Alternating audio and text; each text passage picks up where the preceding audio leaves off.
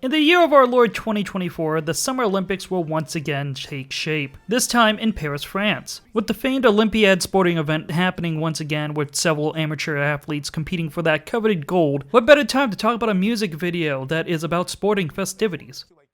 Is there one? Through the night, through the dawn. One video idea might have been for Manfred Mann's Runner, which became successful because of the release being around the time of the '84 Olympics. And you will run. The most apparent video related to this event might be Olympia by Sergio Mendes.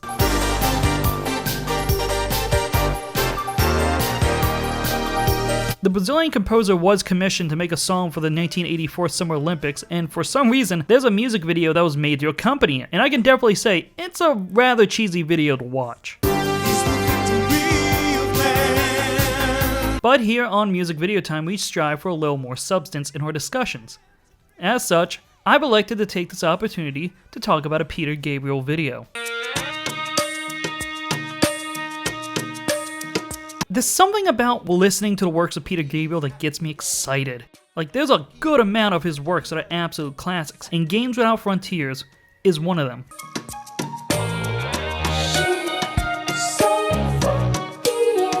When Gabriel left Genesis to have a solo career, it was seen as a huge shock for music and very much as a gamble. But it did work out for him when his first single, Salisbury Hill, was a massive hit. Grab your things, I've come to take you home.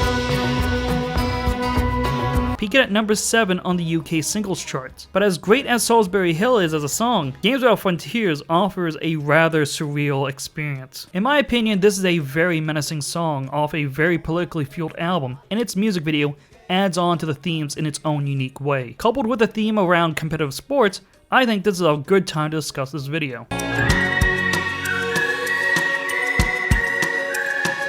So trust me when I say, if looks could kill, they probably would. Especially this time around, as it is once again music video time, and we're talking about Peter Gabriel's Games Without Frontiers. Games without frontiers, war without tears. Playing to a packed house at Maple Leaf Gardens. His latest LP is at number 6 on the album chart, and his single, Games Without Frontiers, is rapidly becoming a hit. Games Without Frontiers was the lead single off of Peter Gabriel's third album, Peter Gabriel. Alright, so Gabriel had a tendency to not name his first 4 albums anything, so these just all end up being called Peter Gabriel. But in doing so, fans of his work, or any company like Spotify that wants to make it easier for the consumers, ends up giving these albums names to identify them better. You can say they're self-titled, or just call them Peter Gabriel 1, 2, 3. We're not doing that, because for the sake of this video, I'll just be addressing the third album by its adopted name in regards to its album cover, Melt. With the power to melt. This would be Gabriel's second music video, his first being 1977's Modern Love off his first album, Car.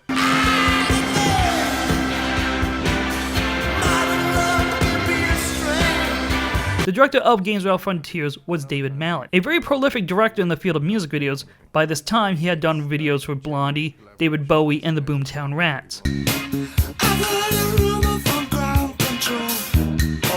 And you might be familiar with his works, as most notably he was the director behind Bowie's Ashes to Ashes. One flash of light, but no smoking pistol.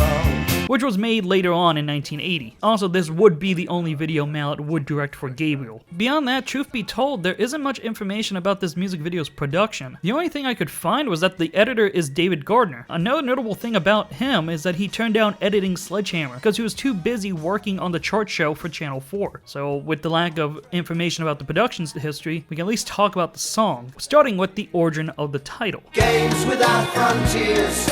As Gabriel told Smash Hits magazine, he was reading the TV guide and came across the phrase, Games Without Frontiers.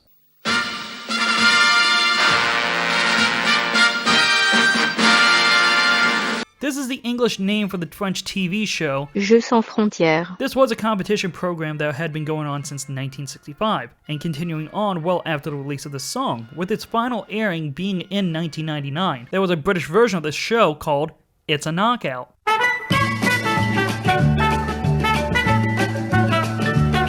And with that, it's an added bonus as this was also referenced in the song as well. So the music video, in classic Peter Gabriel style, has a very artsy experimental aesthetic to it.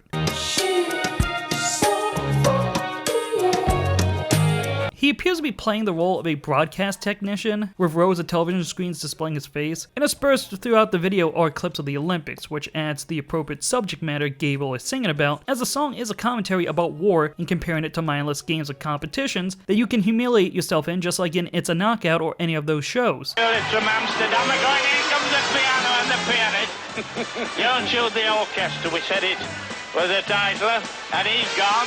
Other footage is also shown, include explosions, Gabriel walking like a baby with baby dolls behind him, whatever this cowboy octopus is. Again, this is Peter Gabriel, I expect bizarre. But I always felt like the video had some kind of post-apocalyptic vibe to it. Maybe it has to do with footage of a nuclear explosion, but there's also the way it feels like Peter Gabriel is alone in this television studio. Kind of like he's losing his mind, feels like he's a lunatic in a way after seeing atrocities happen. But then again, he's not actually alone, as he ends up in the middle of a dinner party that appears to be full of elites, who are played by children. Bravo! There's an interesting idea having children dressed up as rich elites around an extravagant dinner table talking to each other. What I like is that it makes it feel like the rich and powerful are like children, and they talk amongst themselves, not giving a care. What they're discussing might be trivial at best, and more than likely that the world exploded without their notice. In fact, a detail I like, whether it's intentional or not, is how when Gabriel is singing the song, when he looks at them, they ignore him and turn the other way.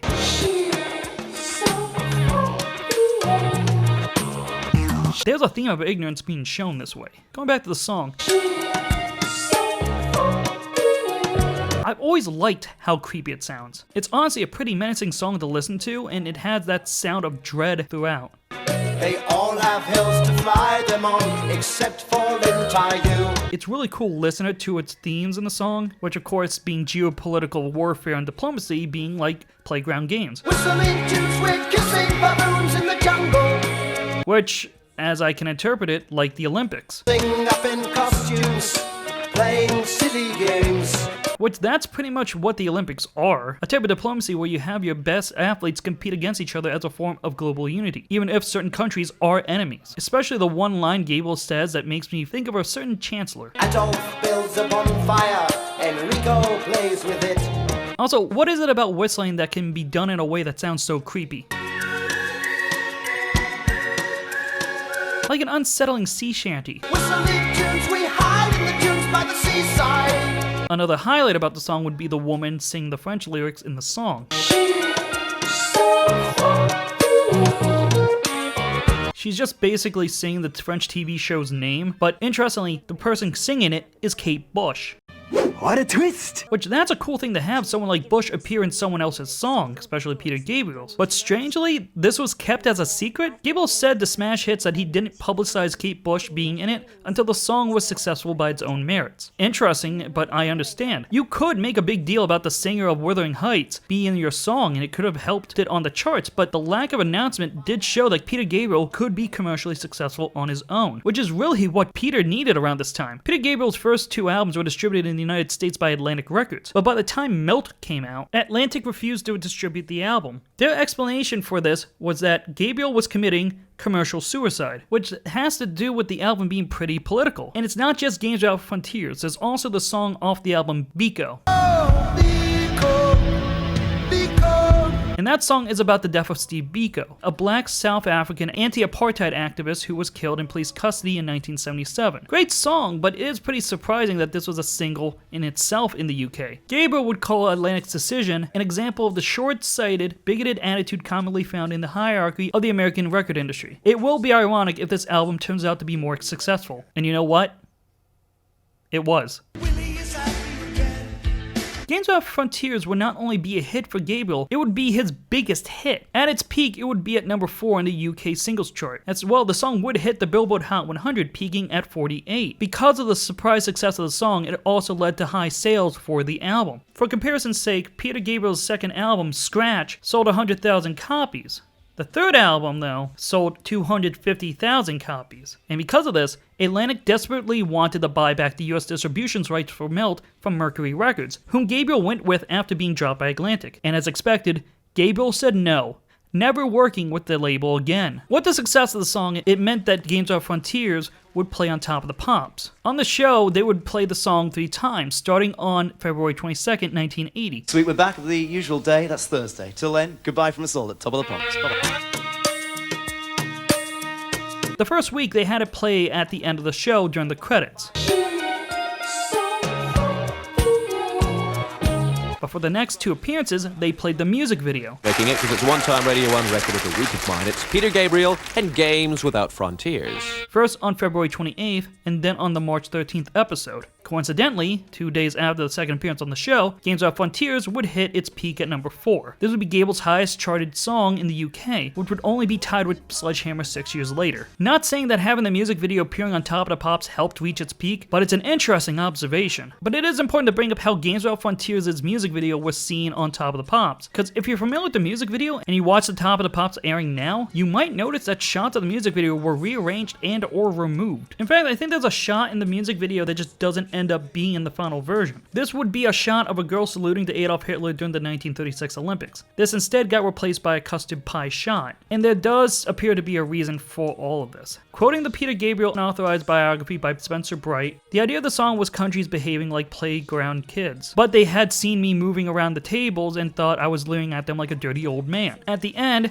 there was a whole series of children's toys, and they thought that the Jack in the Box was an obvious reference to masturbation. So it says a lot more about the minds of the people who ran Top of the Pops than it did about the video. So, for some reason, the BBC and the folks running Top of the Pops thought Gabriel came off as a pervert and re-edited the music video to make it not appear such. They don't even show the whole thing in this clip, so that Jack in the Box moment doesn't even air. But to say he came off as a dirty old man? Excuse me, remind me again, who was a host on Top of the Pops in 1980?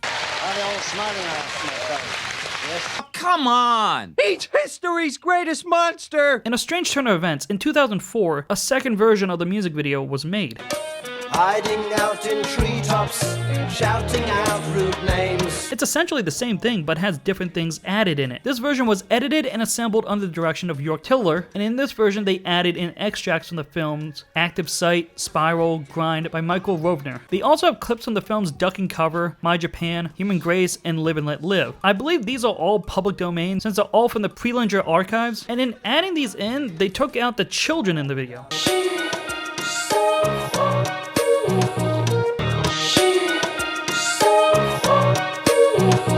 They also re-edited the part where the Jack in the Box pops out, so I guess they made sure to make it look less masturbatory. I don't know if the censoring on Top of the Pops affected Gabriel's perception of the original music video and what the things changed in it, because this version came off the DVD Play, and while it has version 2 on it, version 1 is not anywhere. And in general, it doesn't seem like Gabriel acknowledges the first version in any way, so I guess version 2 is what he wants people to watch. If he's trying to make it be a very uncomfortable music video, then he wins if that's the type of tone he's trying to pull off. Which, strangely, I find the second version to be more unsettling. Games without frontiers, war without tears. So I guess technically I like version 2 more than version 1? It's a knockout. Overall, Games Without Frontiers is a very vital song for Gabriel's discography. Its success defied record executives' perception of the Melt album doing poorly and showed how viable he is as a commercially successful musician. And the song shows how much depth his works can be in terms of its productions and themes. And in some way, it would lead to Gabriel to continue making creative music videos, especially ones like Sledgehammer. That is a music video time for another day. But for now, let's relish in the fact that not only did Peter Gabriel bring home the gold for Games Without Frontiers, but the way he delivered it was an absolute knockout. Thanks for your time.